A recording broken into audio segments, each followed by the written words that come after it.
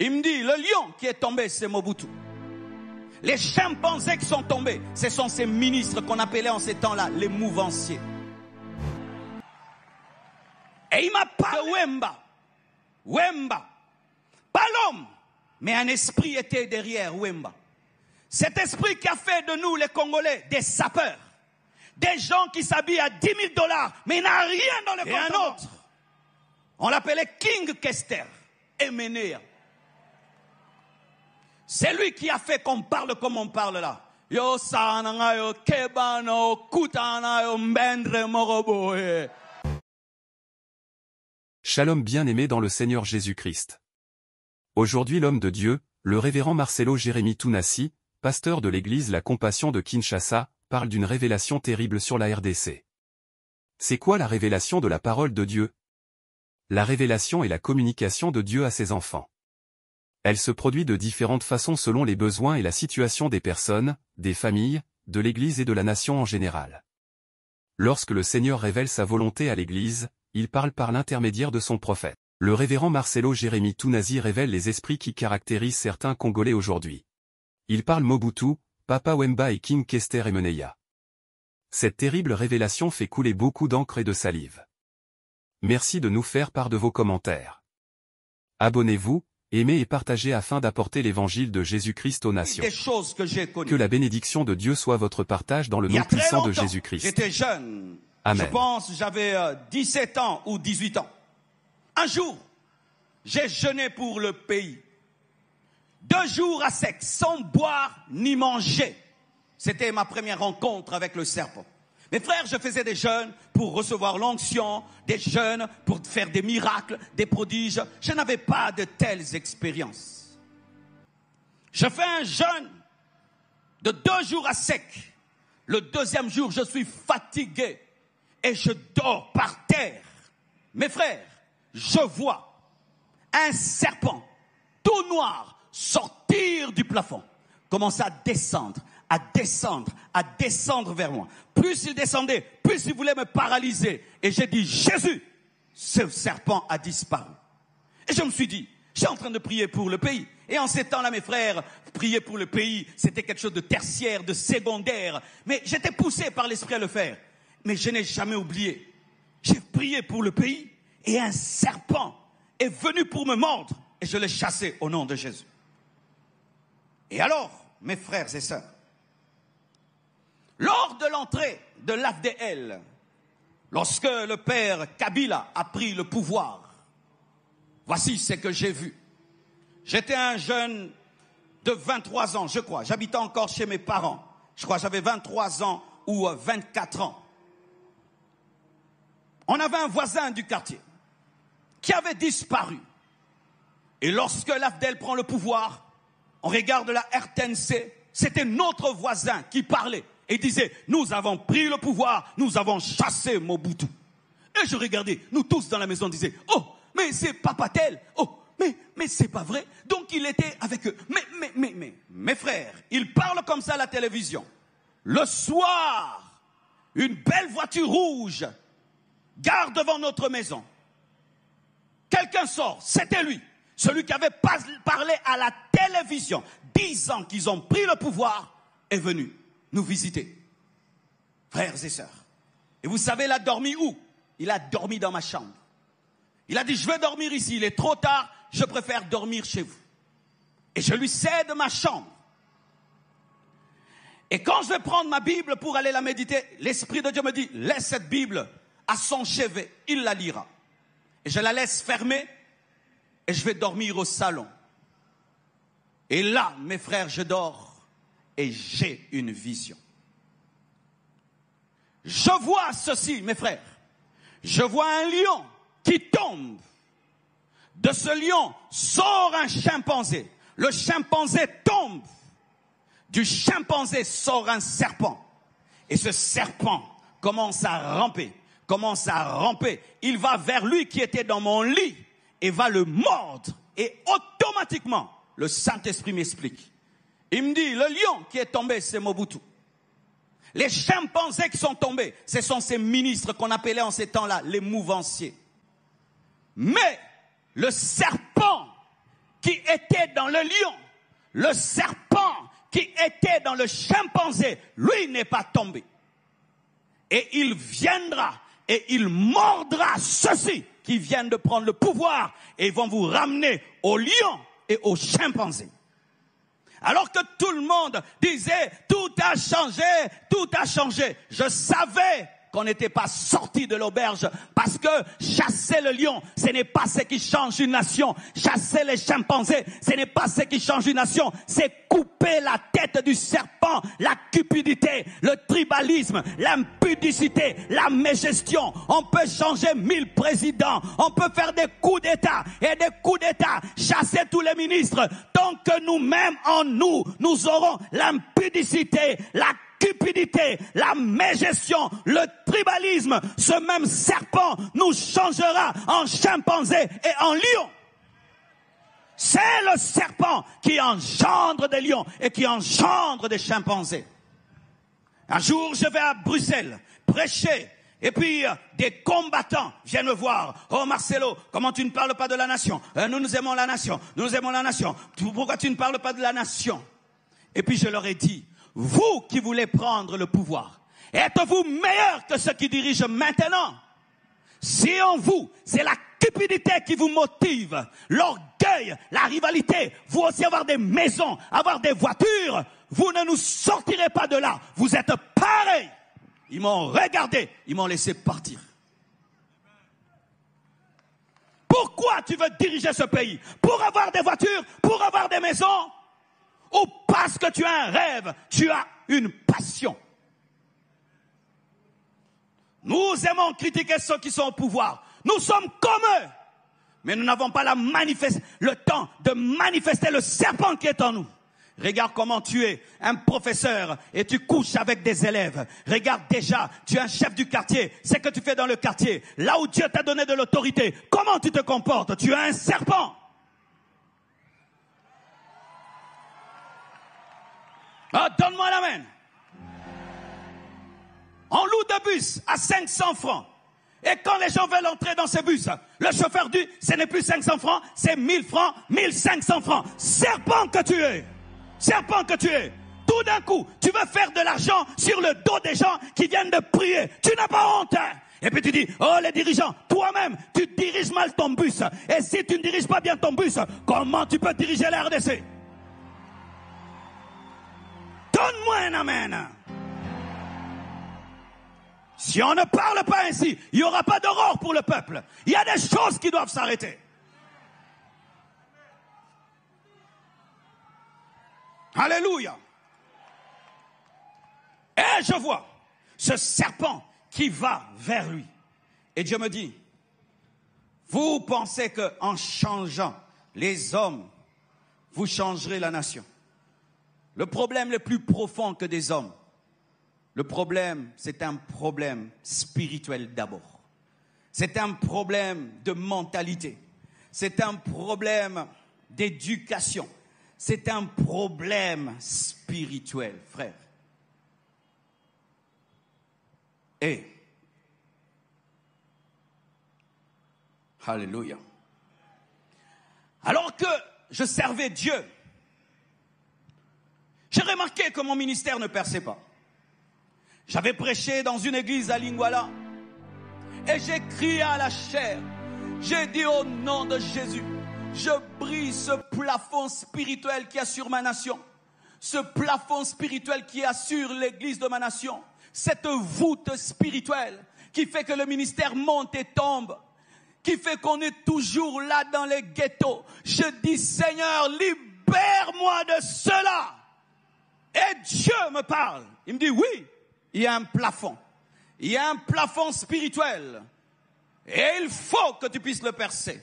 Et il me donne la parole qui dit, le prince de ce monde vient, mais il n'y a rien de lui en moi. Et il me révèle qu'il y a des dominations sataniques sur la nation, et même qui combattent l'église de la nation. Et si tu as leurs choses en toi, tu ne pourras pas percer. Et même si tu perces, tu retomberas. Et alors il commence à m'enseigner sur les 4 têtes du serpent qui lie cette nation. Vous voyez, lorsqu'on a parlé de l'Antichrist, on a parlé de 7 têtes. Et on présente ces 7 têtes comme étant 7 rois qui l'ont précédé pour préparer sa venue. Et dans cette nation, nous avons eu 4 rois. 3 rois, précisément. Et d'autres, ce sont des rois qui ont toujours été là. Il n'y a pas de nom, mais c'est un système. Et Dieu me posera cette question. Lorsque tu vois un Français, qu'est-ce que tu vois? J'ai dit, lorsque je vois un Français, je vois un philosophe. Je vois Sartre, je vois Descartes. Ce sont des gens rationnels et tout le reste. Quand tu vois un Américain, tu vois les cow-boys, ils sont courageux, ils sont va-t-en-guerre. Et puis Dieu m'a dit, quand tu vois un Congolais, un Zaïrois, qu'est-ce que tu vois? Qui a fait que nous parlions comme nous parlons?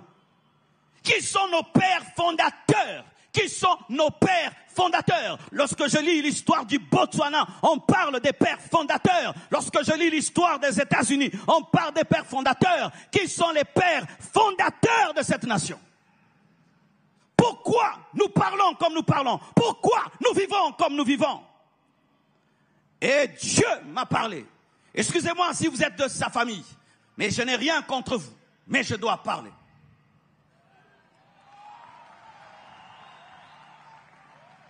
Et il m'a parlé de Wemba. Wemba. Pas l'homme, mais un esprit était derrière Wemba. Cet esprit qui a fait de nous, les Congolais, des sapeurs. Des gens qui s'habillent à $10 000, mais il n'a rien dans le compte en banque. Des gens qui vont dévaliser des boutiques, mais ils n'ont même pas $10 en banque. Des gens qui préfèrent s'habiller comme des riches alors qu'ils sont pauvres. Des gens qui sont dans la superficialité, l'apparence. On va me voir, on va me regarder. Pendant que des milliardaires s'habillent en jean, en polo, nous, on s'habille comme des millionnaires, mais des pauvres. Achetant des voitures, mais tu n'as même pas où les garer, ni de carburant. Et ont des iPhones de $1000 alors qu'il n'a rien du tout. L'apparence, et l'apparence, et l'apparence. Et marcher comme ça, et marcher comme ça. Mais tu n'es pas infirme. Mais comment on marche? Comme des... Que Dieu te libère de cet esprit qui était derrière ce roi. Ce roi, oui, parce qu'on l'appelait roi, le roi de la sape. Et on ressemble des fois des guignols. Il fait chaud, tu es en cuir, en manteau, c'est de la folie. De la folie, c'est une honte, c'est une honte. Tu t'habilles comme un cahier de dessin, comme l'arc-en-ciel. Et on peut te reconnaître de loin que c'est un Congolais. Pourquoi on ne peut pas être discret? Tu as créé le cœur, mais il est discret. Il a créé le cerveau discret, les reins discrets, toutes les choses importantes sont discrètes. Mais nous, on va acheter, on appelle les habits bibundeli, des armes. Tu vas acheter un manteau, tu appelles ça arme. Et un jour, je suis un documentaire sur lui. On lui pose la question, entre une veste de $3000 et une parcelle, qu'est-ce qu'il faut acheter? Il dit, achète une veste de $3000 parce que c'est une arme de guerre avec laquelle tu te battras des années. Mais tu mourras sans maison. Et quand on devient pasteur, serviteur de Dieu, tu t'habilles bien. L'église n'a pas de parcelle. L'église n'a pas de parcelle. On te regarde comme ça, millionnaire, mais il faut voir dans quelles conditions est l'église. L'apparence et des apparences et des apparences. Pourquoi? C'est cet esprit superficiel où nous voulons impressionner les regards des gens sans être consistants. Et un autre, on l'appelait King Kester, Eménéa. C'est lui qui a fait qu'on parle comme on parle là. Yo sana yo kebano kutana yo mbendre moroboe. Il parlait comme ça, il insultait les gens à la télévision. Il n'était pas le meilleur musicien, mais il disait qu'il était le roi. Il croyait en personne. Il boudait tout le monde. Et nous avons pris cet esprit. Et les Congolais, on est quoi? Tondi Maramutute, Mandi Maramutute. Moi, je ne crois en personne. Il ne me dépasse pas. Moi, je ne crois pas en personne. Je ne crois en personne. RDC, et le Rabakasi, et le Rabakasi. Cet esprit nous empêche de copier. Mes frères, l'humilité permet de copier. Ceux qui sont orgueilleux ne copient pas. Et sache que le développement, c'est dans les copier-coller, copier-coller. Regarde ton iPhone, copier-coller. Toi, pendant que tu écris, moi, je fais copier-coller. J'irai vite, j'irai vite, j'irai vite. Regardez les Chinois, une grande nation, copier-coller. On n'imite personne. C'est pourquoi on va en Europe. Mais on rentre à Kinshasa. On oublie l'Europe qu'on a vue. Et on se pose la question. Nos autorités, vous allez en Europe. Vous allez à Dubaï. Vous ne voyez pas.